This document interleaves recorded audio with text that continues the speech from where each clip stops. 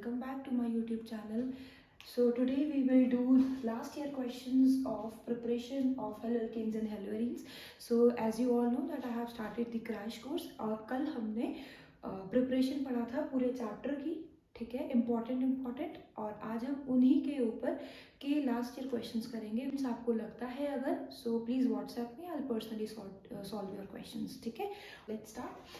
Give the balanced equation for the following reaction: 1 butanol and hydrochloride.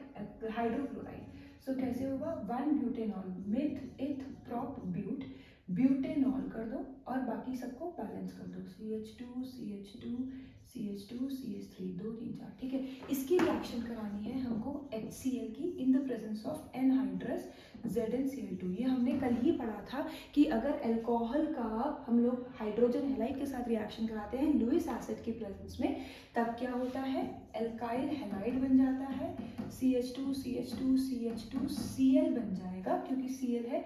H2O अलग हो जाएगा और Cl यहाँ जाके जुड़ जाएगा, प्लस आपका बाय प्रोडक्ट क्या निकल गया? H2. देखो इतना आसान क्वेश्चन ISC 2012 में आ रखा है. द रिएक्शन CBSE वाले बता देना, ठीक है, बुरा मत मानना. The reaction of chlorine with methane is a dash reaction which involves dash fission of CH bond. कुछ इसमें आपको कॉन्सेप्ट की भी ज़रूरत नहीं है, जो हम पढ़ रहे हैं उसकी भी ज़रूरत नहीं है, ये रैंडम ही आ गया है. Reaction of chlorine with methane, अगर मैं रफ में बनाऊँ तो मीथेन का क्लोरीन के साथ रिएक्शन क्या होता है? कल ही हमने पढ़ा था हाइड्रोकार्बन का क्लोरीनेशन अगर हमें कराना है यूवी की प्रेजेंस में, हम हीट करते हैं तो क्या होता है? CH3Cl बन जाता है और HCl बाय प्रोडक्ट होता है, राइट. अब इसमें क्या हो रहा है? Is a dash reaction. कौन सी रिएक्शन होगी ये? टाइप ऑफ रिएक्शंस आपने 10th में भी पढ़ी है, 9th में भी पढ़ी है. ये सब्सटीट्यूशन रिएक्शन होगी. क्या होगी ये?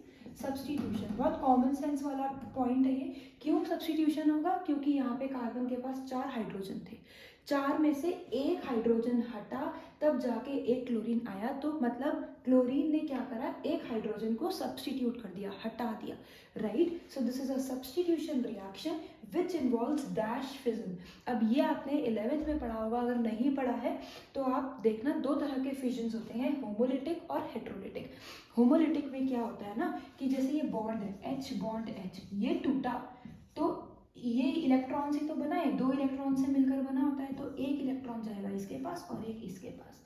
एक होता है इस तरह का बॉन्ड NaCl कि ये टूटा तो बिल्कुल ही इलेक्ट्रॉन इसके पास आ जाएगा और इसके पास पॉजिटिव आयन आ जाएगा, राइट. या आप एल्केन्स में ही एग्जांपल लो, अगर इसमें तो C बॉन्ड OH, तो क्या होगा? C के ऊपर कैटायन बन जाएगा ये और OH के ऊपर एनायन. खैर इतना डीप में नहीं जाने का, बस आप इतना समझ लीजिए कि जो हाइड्रोकार्बन होते हैं वो मोस्टली होमोलिटिक बॉन्ड बनाते हैं. वो जब ब्रेक होते हैं तो दोनों पे इक्वल डिवाइड होता है, ठीक है. So which involves dash homolytic fission.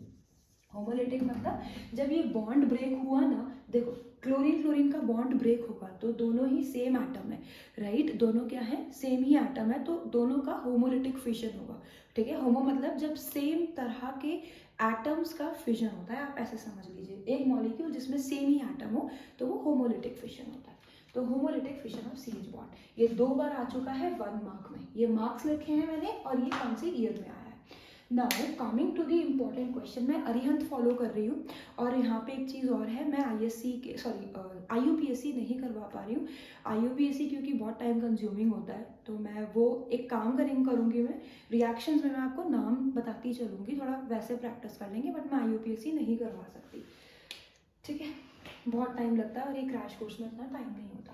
पर ऑक्साइड मतलब एंटी मार्कोनिकॉफ. एंटी मार्कोनिकॉफ मतलब जहाँ हाइड्रोजन ज़्यादा है वहाँ हाइड्रोजन नहीं जाएगा, ऑपोजिट में जाएगा और ब्रोमीन चला जाएगा इसके पास. बन गया CH3 CH2 CH. अब ये बन गया 2 डैश, सिंगल बॉन्ड हो गया, CH2Br. कितना आसान था. अब फटाफट से आ जाते हैं न्यूमेरिक रिएक्शंस वाली पार्ट पे. Okay students, let's move on to the reactions now. यहाँ पे कहते हैं कि मतलब मुझे जो दिख रहा है वो हेलो एल्केन है ये, ठीक है, साइक्लिक है, कोई दिक्कत नहीं है. और सॉरी हेलो एल्केन नहीं है, अल्कोहल है ये, ठीक है. और इसको थाइनिल क्लोराइड के साथ जब हम रिएक्शन कराते हैं, कल ही मैंने आपको बताया था, ये एक इंपॉर्टेंट रिएक्शन होती है मैन्युफैक्चरिंग पॉइंट ऑफ व्यू से, ठीक है, तो क्यों होती है वो मैं फिर बता देती हूँ। OH का सब्स्टिट्यूशन हो जाएगा डायरेक्ट क्लोरीन के साथ, क्लोरीन यहाँ पर अटैक कर देगा, ठीक है, और साथ में बाय प्रोडक्ट क्या निकलेगा, sulphur dioxide gas and hydrogen chloride gas. और ये सबसे अच्छा मेथड होता है क्लोरीन मतलब हेलो एल्केन निकालने के लिए। रीजन भी क्योंकि जो बाय प्रोडक्ट्स होते हैं वो गैशियस फॉर्म में होते हैं, तो आपको प्योर फॉर्म ऑफ आपका हेलो एल्केन जो भी आपको मिलना प्रोडक्ट चाहिए होता है वो मिल जाता है। Coming to the next one, पर ऑक्साइड मुझे दिख रहा है और ये एल्कीन्स मुझे दिख रहे हैं, तो यहाँ पर जो होगा एंटी मार्कोनिकॉफ रूल लग जाएगा, यहाँ पर अटैक होगा। यहाँ पर अटैक क्यों होगा, क्योंकि ये डबल बॉन्ड आपको यहाँ दिख रहा है, तो हाइड्रोजन जो है वो कम वाले में जाएगा पर ऑक्साइड में और ब्रोमीन ज़्यादा वाले में। So it will be very easy reaction, CH2 1 2 3 4 हाँ CH यहाँ पे क्या हो जाएगा 2 हो जाएगा, सिंगल बॉन्ड CH2 तो था ही पहले से और यहाँ पे Br आ जाएगा, ठीक है। It is as simple as that. अब ये क्या कह रहे हैं C6H5N2Cl प्लस Ki, ये कल हमने क्या पढ़ा था, इस रिएक्शन का नाम क्या होता है। इसको अगर मैं ऐसे लिखने की बजाय ऐसे लिखूं C6H5, ये C6H5 मतलब बेंजीन, हमेशा याद रखना C6H5 मतलब बेंजीन, ऊपर क्या है N2Cl है, N2Cl को Ki के साथ रिएक्शन करानी है। ये कल हमने क्या पढ़ा था, कौन सी रिएक्शन थी ये, गैटरमैन थी या बैल्सीमैन थी, मेरे को भी थोड़ा सा याद करना पड़ेगा, मैं भी 2 इयर्स से गैप में ही हूँ। ये रिएक्शन थी न गैटरमैन न बैल्स, छोड़ो इसको मैं क्रॉप कर दूंगी, ठीक है। तो कल ही मैंने आपको बताया था कि जो हमने साइनमेयर रिएक्शन पढ़ी थी राइट, उसमें क्लोरीनेशन हुआ था, ब्रोमिनेशन हुआ था, फिर हमने और रिएक्शंस पढ़ी थी, गैटरमैन पढ़ी थी राइट।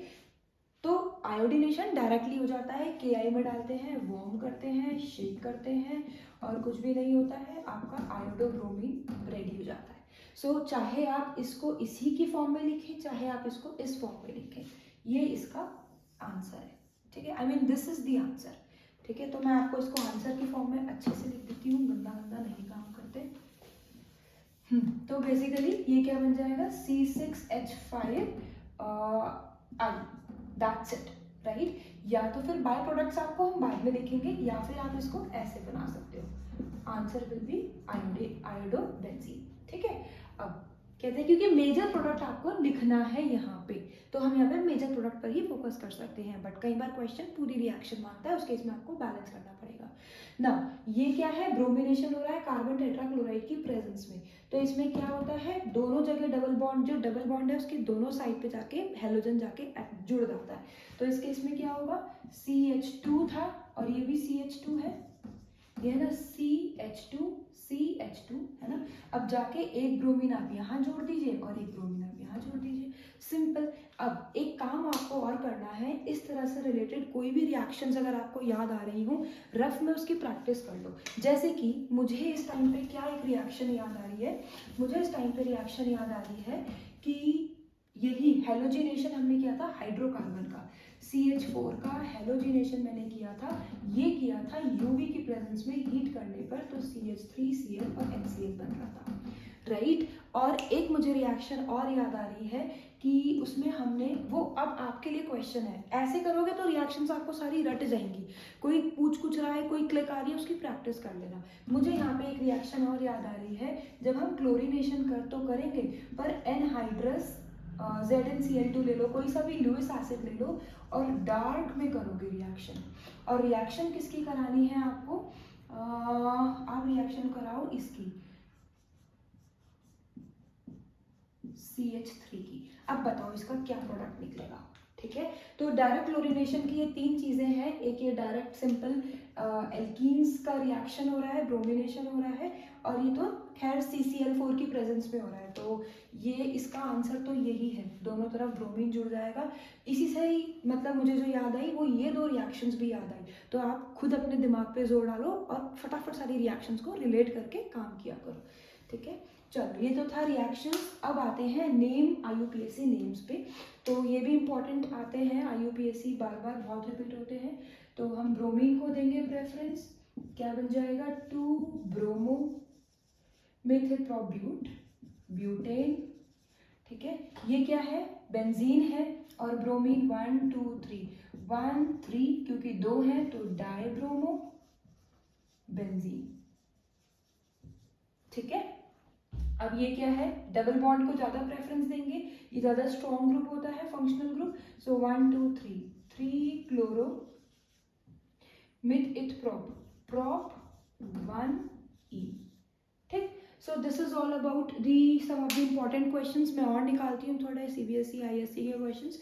अब इसका मेन पॉइंट क्या है ना कि इस टॉपिक से ना फिंकलस्टीन स्वार्ट्स रिएक्शन, ये जो आपने पढ़ी है नेम्ड रिएक्शंस, ये आगे जाके ना जो बहुत सारे चैप्टर्स इकट्ठे हो जाएंगे तब ये बीच बीच में काम आएंगी। मतलब ये इट विल बिकम लाइक अ 2 का टेबल, है ना। जो अभी क्या है एग्जाम में डायरेक्टली नहीं आएगा बट अप्लाई हर जगह होगा। तो आप ये मत समझिए कि ये तो बहुत छोटा सा टॉपिक था, इस पे ज़्यादा क्वेश्चंस भी नहीं आए हैं, ऐसा कुछ भी नहीं है।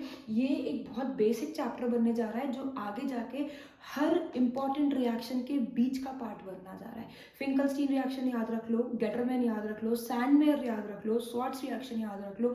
ये हर एक आगे जो ये कार्बोक्सिलिक एसिड तक लेवल पर जब हम जाएंगे ना तो ये सारी रिएक्शंस बीच बीच में कहीं ना कहीं घुस जाएंगी। उस टाइम के लिए आपको ये सारी रिएक्शंस दिमाग के अंदर बिठानी पड़ेगी। आसान है, अभी आप लर्न कर लीजिए। कोई क्वेश्चंस हो तो आप मुझे बता दीजिए। That's all, thank you so much, bye.